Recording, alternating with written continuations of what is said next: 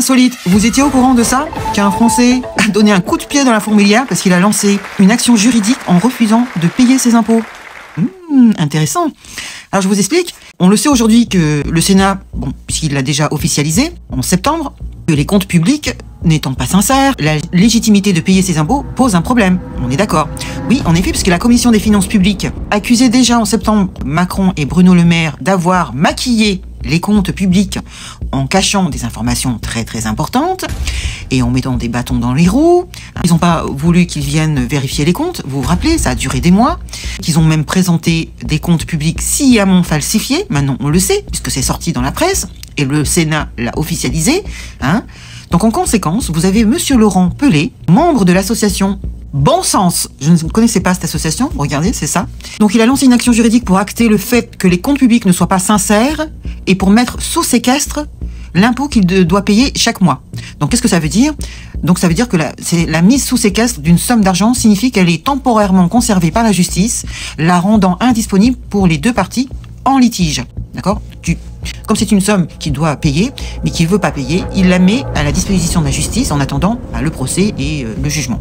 Donc ça peut durer des années. C'est pas mal comme idée. En attendant le délibéré de la justice, qui accordera donc ainsi la dite somme à l'une ou l'autre des parties. Ici, ça veut dire que les impôts que M. Pelé aurait dû payer en 2024 ne seraient pas versés à l'État, mais qu'il ne pourrait pas non plus garder cet argent. Voilà, vous avez compris. Tant que le procès ne sera pas terminé et que les comptes publics ne seront pas sincères, l'État risque d'attendre longtemps avant de percevoir ses impôts. Voilà une bonne idée, moi je trouve. Et en plus, cette action pourrait faire jurisprudence. Et des procédures similaires pourraient être intentées pour mettre également sous séquestre les impôts d'autres citoyens ou même pour demander des dommages et intérêts pour présentation de comptes maquillés. C'est vrai. Ils ont falsifié les comptes en nous disant que tout allait bien. C'est anormal. On les paye pas pour qu'ils nous maquillent les comptes. Et surtout qu'on ne sait même pas où va l'argent.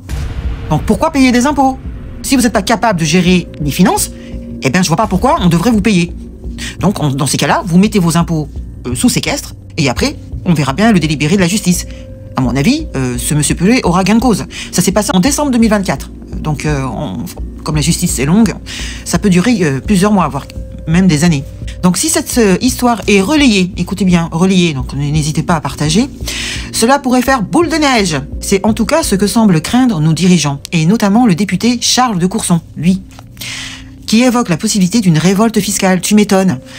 Étant donné l'exaspération des Français, moi j'en fais partie, je ne sais pas vous, mais à ce sujet, qui sont complètement essorés par l'État. J'imagine que ce n'est que le début. Ici, le sujet de base est le droit constitutionnel au consentement à l'impôt. Voilà, je vous en avais déjà parlé. La question est à présent, comment un État peut-il tenir lorsque son unique source de revenus est l'impôt, et qu'il est autant contesté qu'en France? Ici, l'impôt est confiscatoire au regard du taux de prélèvement obligatoire et au regard des contreparties perçues par les citoyens. C'est vrai, on nous fait que nous taxer et en contrepartie, on n'a rien, on a zéro. Où va l'argent? C'est la question numéro 1. Et moi, je suis ravi qu'un citoyen intente une action contre l'État, surtout en sachant qu'il y a une réelle chance de succès car les arguments de la partie adverse ne sont pas justifiés. Que pensez-vous de cette action? Dites-moi dans les commentaires. Arrêteriez-vous de payer vos impôts si vous le pouviez? Je sais que certains d'entre vous, d'ailleurs même beaucoup, sont prélevés à la source. Vous pouvez toujours intenter, comme a fait M. Pelé, une action juridique. Et en parallèle, vous mettez votre argent, le confiez à la justice, et vous décochez la case du prélèvement à la source. Ça peut être possible. C'est pas une obligation d'être prélevé comme ça à la source. Je sais pas, renseignez-vous, puisque vous avez, surtout si vous avez intenté une action juridique. Vous pouvez prouver que vous n'êtes pas d'accord, puisque c'est en procès. C'est la seule manière tant que vous n'avez pas fait l'action juridique, vous ne pouvez pas demander à ce qu'on vous prélève pas à la source. Mais si vous avez fait une action juridique, vous pouvez demander, je pense. Vous avez des moyens, sauf que vous n'êtes pas au courant que vous pouvez le faire.